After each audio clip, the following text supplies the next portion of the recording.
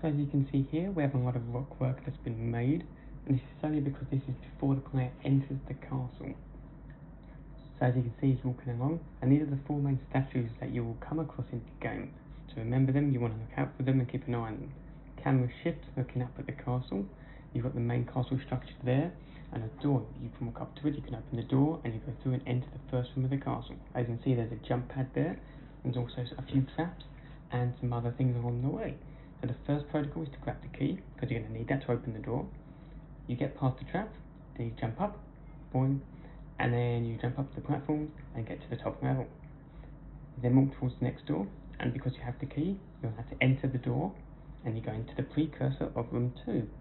You follow it forward, you see your big enemy there, and oh no, trap door. You fall down, and you come across another small door.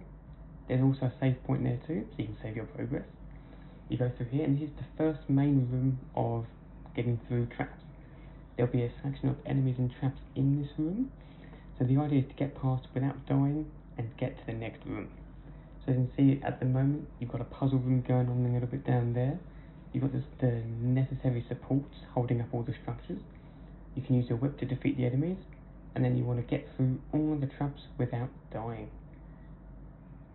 There's also loads of decals and different kinds of meshes used to decorate the scene, so you keep that realism there as you progress through the level. Get past that last bit, camera shifts again to more of a first person view, and then you go down a selection of corridors, and this is deemed as room number 3. These rooms have a lot of bomber enemies, so get used to killing a lot of enemies, and there's a few different decals on either side, different messages showing you where you want to go. You go down to the third corridor, you get one final save point before the main boss area, and you can save your progress there before continuing. You go through the door, you then get to this small precursor which is very heavily designed to be very boss-like. You enter the final door, and this is your main boss room. In this area there's a few decals. You've got a lava pit at the bottom to give some light off and to really decorate the scene. Some lava pipes up the side of the walls. You've got a bridge extruding out, which doesn't do much, but it adds the idea that you could go that way if the level was designed in a different light.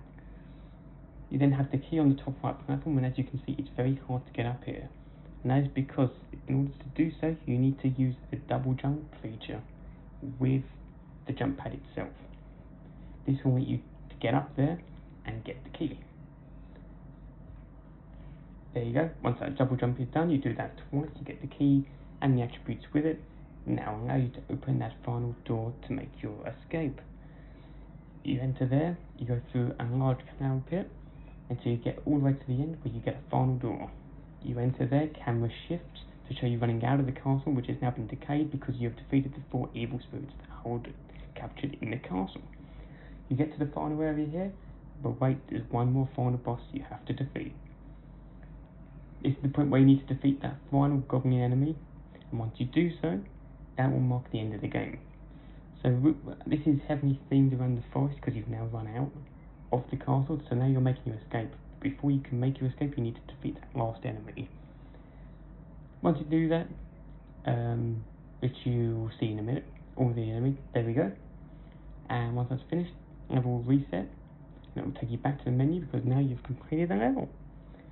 Another bit of code that I did add in, if you do reload the game, it will now reload back into my level that I made, not the default level, which is good. As you can see, already back in, all good to go again.